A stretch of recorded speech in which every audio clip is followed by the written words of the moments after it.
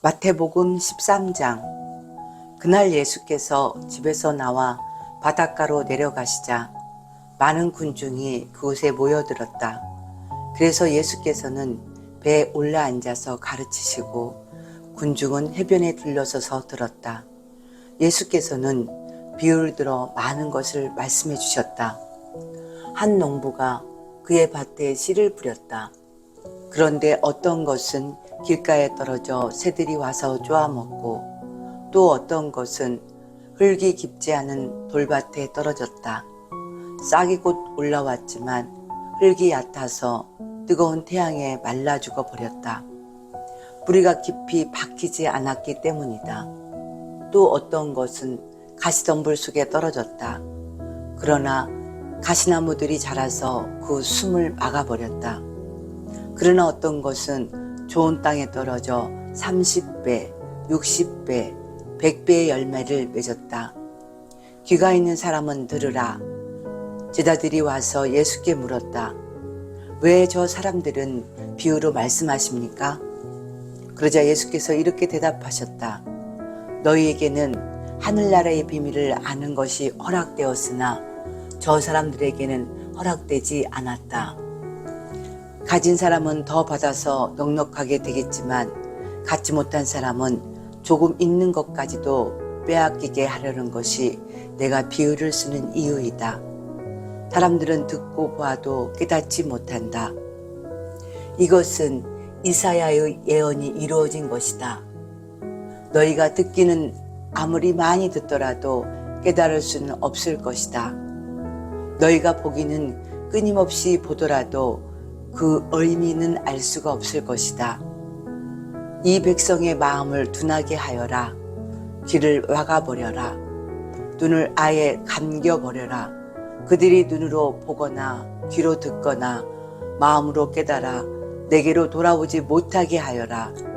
그들이 고침받는 일이 없게 하여라. 그러나 너희 눈은 볼 줄을 아니 행복하고 너희 귀는 들을 줄을 아니 행복하다. 내가 진정으로 말한다. 많은 예언자들과 믿음이 깊은 사람들이 너희가 본 것을 보려고 하였으나 보지 못하였고 너희가 들은 것을 들으려고 하였으나 듣지 못하였다. 씨 뿌리는 농부에 대한 비유의 뜻을 들으라. 씨가 길가에 떨어졌다는 것은 하늘나라의 기쁜 소식을 듣고도 깨닫지 못하는 사람의 마음을 가리킨다. 이런 사람은 악한 자가 와서 그의 마음속에 있는 씨를 빼앗아 간다. 흙이 얕은 돌밭은 가르침을 듣고 기쁜 마음으로 받아들이기는 하지만 그의 생활에 깊이가 없어서 그 씨가 뿌리를 깊게 내리지 못하는 사람의 마음을 가리킨다.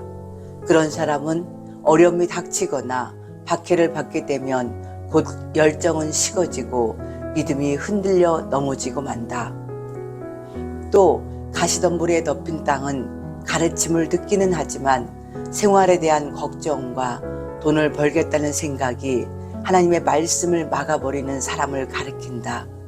이런 사람은 열매를 맺지 못한다. 좋은 땅은 가르침을 듣고 그것을 깨달아 30배, 60배 또는 100배로 열매를 맺는 사람을 가리킨다. 예수께서는 또 다른 비유를 들어 말씀하셨다. 하늘나라는 농부가 자기 밭에 좋은 씨를 뿌린 것과 같다. 사람들이 자고 있는 동안에 원수가 와서 밀밭 사이에 가라지를 뿌리고 갔다.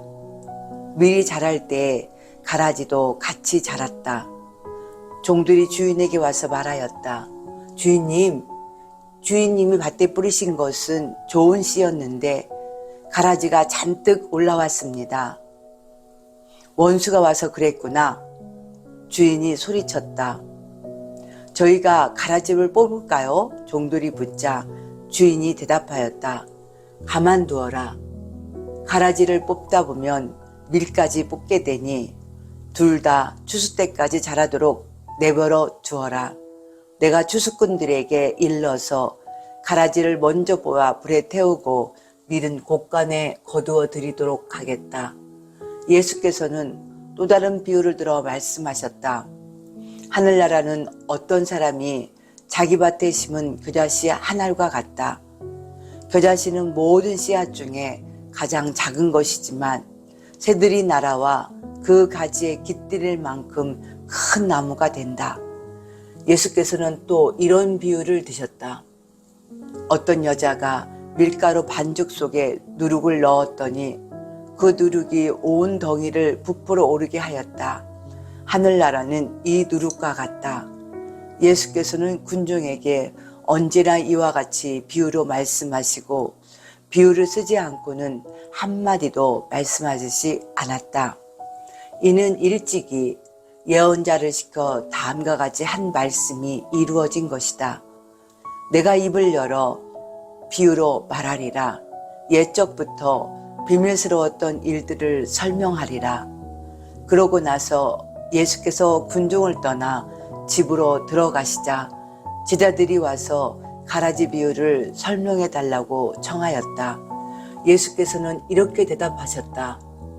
나는 좋은 씨를 뿌리는 농부이며 밭은 세상이다. 좋은 씨는 하늘나라의 백성들이며 가라지는 악한 자의 자녀들이다. 밀 사이에 가라지를 뿌린 원수는 악마이고 추수 때는 세상이 끝나는 날이며 추수꾼은 천사들이다. 그러므로 세상 끝날이 오면 이 비유와 같이 가라지를 따로 뽑아 묶어서 불에 태우듯 인자가 그의 천사들을 보내 남을 죄짓게 하는 자들과 모든 악한 자들을 그 나라에서 추려내어 불구덩이 속에 던져 넣을 것이다. 거기서 그들은 통곡하며 몸부림칠 것이다. 그때 하나님의 뜻대로 순종하며 산 사람들은 아버지의 나라에서 해와 같이 빛날 것이다. 귀가 있는 사람은 들으라. 하늘나라는 밭에 묻혀있는 보물과 같다. 보물을 발견한 사람은 흥분하여 그 밭을 사기 위해 있는 것을 모두 팔아 돈을 마련한다. 그래서 밭을 살 뿐만 아니라 보물까지도 얻는다. 또 하늘나라는 값진 진주를 구하기 위해 찾아다니는 장사꾼과 같다. 그는 값진 진주를 발견하면 있는 것을 다 팔아 그것을 산다. 또 하늘나라는 바다에 친 그물에 비길 수 있다. 어부는 바다에 그물을 던져 모든 종류의 물고기를 다 모은다.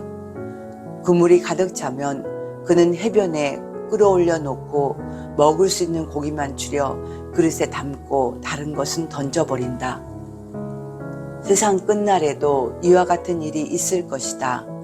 천사들이 와서 믿음이 깊은 사람들 사이에 끼어있는 악한 자들을 가려내어 악한 자들은 불구덩이에 던져 넣을 것이다. 그러면 그들은 거기서 통곡하며 몸부림칠 것이다. 예수께서 제자들에게 내 말을 알아들었느냐 하고 묻자 제자들은 예, 알아들었습니다 하고 대답하였다. 예수께서 덧붙여 말씀하셨다. 그러므로 하늘나라에 대한 가르침을 받은 율법학자들은 자기 곳간에서 옛 것도 꺼내고 새 것도 꺼내는 집주인과 같다. 예수께서는 이 비유를 다 말씀하시고 나서 그곳을 떠나 고향인 갈릴리 나사렛으로 가서 회당에서 가르치셨다. 사람들은 예수의 가르침에 놀라 어디서 저런 지혜와 능력을 얻었을까? 그는 목수의 아들이 아닌가? 그의 어머니는 마리아며 그의 형제들인 야고보, 요셉, 시몬, 유다도 우리는 다 알고 있다. 그의 너희들도 다 여기에 살고 있지 않은가? 그런데 어떻게 저런 큰 사람이 되었을까? 하면서 반감을 갖기 시작하였다. 그래서 예수께서 그들에게 어디서나 존경을 받는 예언자도 자기 고향과 집안 사람들에게서만은 존경을 받지 못한다고 말씀하시고 그들이 믿지 않으므로 그곳에서는 별로 이적을 베푸시지 않았다. 마태복음 14장. 그때에 갈릴리 영주인 헤롯이 예수의 소문을 듣고 신하들에게 말하였다. 그 사람은 바로 세례 요한일 거요. 그가 죽었다가 다시 살아난 게 틀림없소. 그러기에 이런 이적을 베풀 수 있는 게 아니겠소? 동생 빌립의 아내 헤로디아를 빼앗아 데리고 사는 헤롯은 아내 헤로디아 요구대로 세례 요한을 잡아 감옥에 가둔 일이 있었다. 요한이 헤롯에게 헤로디아를 데리고 사는 것은 옳지 않다고 말하였기 때문이다. 헤롯은 요한을 죽이고 싶었지만 요한을 예언자로 믿고 있는 민중이 혹시 폭동이라도 일으킬까 두려워 죽이지 못하였다. 그런데 헤롯의 생일날 헤로디아의 딸이 춤을 추어 헤롯을 매우 기쁘게 해주었다. 그러자 헤롯은 그 소녀에게 무엇이든 원하는 대로 다 해주겠다고 맹세하였다. 소녀는 어머니 헤로디아가 시키는 대로 세례 요한의 머리를 쟁반에 담아달라고 요구하였다. 왕은 마음이 괴로웠지만 자기가 한 맹세도 있고 또 손님들 앞에서 두말을 할 수도 없어서 소녀의 청대로 해주라는 명령을 내렸다. 결국 요한은 감옥에서 목이 잘리고 그의 머리는 쟁반에 담겨 소녀에게 건네줬다. 소녀는 그것을 자기 어머니에게 갖다 주었다. 요한의 제자들이 그의 시체를 가져다가 장사하고 그 일을 예수께 가서 알렸다. 예수께서는 이 소식을 들으시고 곧 그곳을 떠나 배를 타고 혼자서 광야로 가셨다. 그러나 군중이 이 소문을 듣고 여러 동네에서 나와 걸어서 예수를 따라왔다. 예수께서 배에서 내렸을 때는 이미 엄청난 군중이 기다리고 있었다. 이를 보신 예수께서는 그들을 측은히 여겨 그 중에 있는 병자들을 고쳐주셨다. 저녁이 되자 제자들이 와서 말하였다. 이미 저녁 시간이 지났는데 여기는 빈들이어서 아무것도 먹을 것이 없습니다. 그러니 군중을 헤쳐 제각기 마을에 들어가서 음식을 사 먹도록 하는 것이 좋겠습니다. 그러나 예수께서는 그럴 필요가 없다. 너희가 먹을 것을 주어라 하고 말씀하셨다. 무슨 말씀을 하십니까? 저희에게는 떡 5덩어리와 물고기 2마리밖에 없습니다 하며 제자들이 의아해하자 예수께서 그것을 이리 가져오너라 하시고 군중을 풀밭에 앉게 하였다. 그리고 떡 5덩어리와 물고기 2마리를 손에 들고 하늘을 우러러 감사의 기도를 드리신 다음 떡을 떼어 제자들에게 주면서 사람들에게 나누어 주라고 하셨다. 사람들이 모두 배불리 먹고 남은 조각을 주워 모았더니 12강주리에 가득 찼다. 먹은 사람은 여자와 어린 아이들을 빼고도 남자만 5,000명 가량이 되었다. 예수께서는 곧 제자들을 재촉하여 배를 타고 먼저 건너편으로 가게 하고 그동안 군중을 집으로 돌려보내셨다. 그런 뒤에 기도를 드리려고 산으로 올라가셨다. 밤이 되자 바람이 일고 물결이 사납게 밀어닥쳐 제자들은 바다 위에서 어려움을 겪고 있었다. 새벽 4시쯤 예수께서 물 위를 걸어서 제자들에게 오셨다. 제자들은 예수께서 물 위를 걸어오시는 것을 보고 겁에 질려 소리쳤다. 유령이 걸어오는 줄로 생각하였기 때문이다. 예수께서는 즉시 그들에게 말을 건네 안심을 시키셨다. 나다, 무서워하지 말라. 그러자 베드로가 예수께 말하였다. 주님, 정말 주님이시면 저더러 물 위로 걸어오라고 하십시오. 걸어오너라. 주님이 말씀하셨다. 베드로는 배에서 내려 예수를 향해 물 위를 걸어갔다. 그러나 물결이 높이 있는 것을 보고 무서움을 느끼는 순간 물에 빠지고 말았다. 놀란 베드로는 살려주십시오 주님 하고 소리쳤다.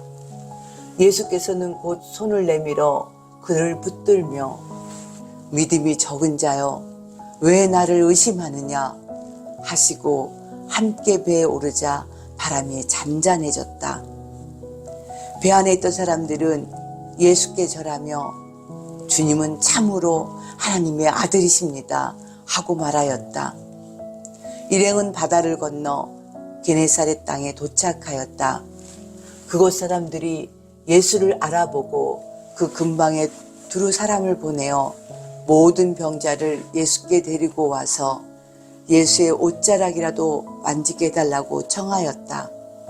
그리고 만진 사람은 모두 병이 나았다. 마태복음 15장. 예루살렘에서 온 바리새파 사람들과 율법학자 몇 명이 예수께 물었다. 왜 당신들의 제자들은 조상의 전통을 어기고 있습니까? 그들은 음식을 먹기 전에 손을 씻는 예시조차 거부하고 있지 않습니까? 예수께서 대답하셨다. 너희는 왜 전통을 핑계 삼아 하나님의 계명을 어기고 있느냐? 하나님의 율법에는 내 아버지와 어머니를 공경하라. 누구든지 부모를 욕하는 자는 죽어야 한다고 하였다. 그런데 너희는 그 말을 내 부모에게는 필요한 것을 못해 줄지라도 그 대신 돈을 하나님께만 바치면 용서받는다고 고쳐 말한다. 이렇게 너희는 인간이 만든 규칙으로서 부모를 공경하고 받들라고 하신 하나님의 계명을 무시하고 있다. 위선자들아, 이사야가 한 예언이 너희를 두고 한 것이 아니겠느냐? 이 백성이 나를 섬긴다고 주장을 하지만 사실은 말로만 나를 섬기고 높이며 마음은 내게서 아주 멀리 떠나 있다. 그들이 나를 경외하며 제물을 바친다고 해도 아무 쓸모없는 일이다. 그들은 나를 세계의 주인으로 인정하지 않고 자기들에게 편리한 대로 생각해내어 만든 규정에 따라서만 나를 높이고 섬기기 때문이다. 예수께서는 군중을 불러 말씀하셨다. 내가 하는 말을 듣고 잘 깨달아라. 입으로 들어가는 음식이 사람을 더럽히는 것이 아니고 입에서 나오는 말이 사람을 더럽힌다. 그때 제자들이 와서 예수께 말하였다. 지금 하신 말씀이 바리새파 사람들의 비위를 상하게 하였나 봅니다. 예수께서 대답하셨다. 내 아버지께서 심지 않은 나무는 모두 뽑힐 것이다. 그대로 내버려 두어라. 그들은 맹인이면서 맹인을 인도하는 자들이다. 맹인이 맹인의 손을 붙들고 가면 둘 다 구덩이에 빠질 뿐이다. 베드로가 그 비유를 우리에게 설명하여 주십시오 하고 예수께 청하였다. 예수께서 대답하셨다. 너희도 아직 깨닫지 못하였느냐? 입으로 들어가는 것은 무엇이나 뱃속을 거쳐 다시 뒤로 나가버린다는 것을 알지 못하느냐? 그러나 입에서 나오는 것은 마음에서 나오는 것인데 이것이 그 말하는 사람을 더럽힌다. 살인, 간음, 음란, 도둑질, 거짓말, 중상 같은 악한 생각들은 다 마음에서 나오는 것이다. 이런 것들이 사람을 더럽히는 것이지 손을 찢지 않고 먹는 것이 사람을 더럽히는 것은 아니다. 예수께서는 그 지방을 떠나 두로와 시돈도 가셨다. 그곳에 사는 가나안 여자가 예수께 와서 큰 소리로 간청하였다. 주님, 다윗의 다수이시여, 저를 불쌍히 여겨 주십시오. 제 딸이 귀신 들려 몹시 고통을 당하고 있습니다. 그러나 예수께서 그 여자에게 한마디도 대답하지 않으시자 제자들이 예수께 말하였다. 저 여자를 돌려보내십시오. 소리를 지르며 우리를 성가시게 하고 있습니다. 예수께서 그 여자에게 말씀하셨다. 나는 이스라엘의 잃어버린 양, 즉 유대인들을 구하기 위하여 보냄을 받은 것이지 이방인들을 위하여 보냄을 받은 것이 아니다. 그러나 그 여자는 예수께 엎드려 절하며 선생님, 저를 도와주십시오 하고 계속 간청하였다. 예수께서 자녀들이 먹을 떡을 강아지에게 주는 것은 옳지 않다 하고 말씀하시자 그 여자가 말하였다. 예, 옳은 말씀입니다. 그러나 강아지도 주인의 상에서 떨어지는 부스러기를 주워 먹지 않습니까? 그때 예수께서는 여자여, 내 믿음이 참으로 크구나. 내 소원을 들어주겠다 하고 말씀하셨다. 그 순간에 그 여자의 딸이 나았다. 예수께서는 갈릴리 호숫가로 되돌아가서 산에 올라가 앉으셨다. 군중이 절름발이와 맹인과 곰배파리와 벙어리와 그 밖에 많은 병자를 데리고 와서 예수 앞에 앉혀놓으니 예수께서 그들을 모두 고쳐주셨다. 말 한마디 못하던 벙어리가 말을 하고 팔과 다리를 못 쓰던 불구자들이 멀쩡하게 낫고 앉은 뱅이가 일어서서 걷고 뛰어다니며 맹인들이 눈을 떠서 그 광경을 바라보고 있었다. 군중은 매우 놀라워하며 이스라엘의 하나님을 찬양하였다. 예수께서 제자들을 불러 말씀하셨다. 이들이 벌써 사흘 동안이나 나와 함께 지냈는데 먹을 것이 없으니 참 안 됐구나. 그들을 굶겨 보낼 수는 없다. 가다가 길에서 쓰러질지도 모르지 않느냐. 제자들이 대답하였다. 그러나 이런 빈들에서 이 많은 사람을 충분히 먹일 만한 음식을 어떻게 구하겠습니까? 예수께서 물으셨다. 먹을 것이 얼마나 있느냐? 제자들이 대답하였다. 떡 7덩어리와 작은 물고기 몇 마리가 있습니다. 예수께서는 모든 사람을 땅에 앉도록 하신 뒤 떡 7덩어리와 물고기를 손에 들고 하나님께 감사의 기도를 드리셨다. 그리고 그것을 떼어 제자들에게 주시며 군중에게 나누어 주라고 하셨다. 사람들이 모두 배불리 먹고 남은 조각을 주워 모았더니 7 바구니에 가득 찼다. 먹은 사람은 여자와 어린아이들을 빼고 남자만도 4,000명이나 되었다. 예수께서는 군종을 집으로 돌려보내신 다음 배를 타고 마가단 지방으로 건너가셨다.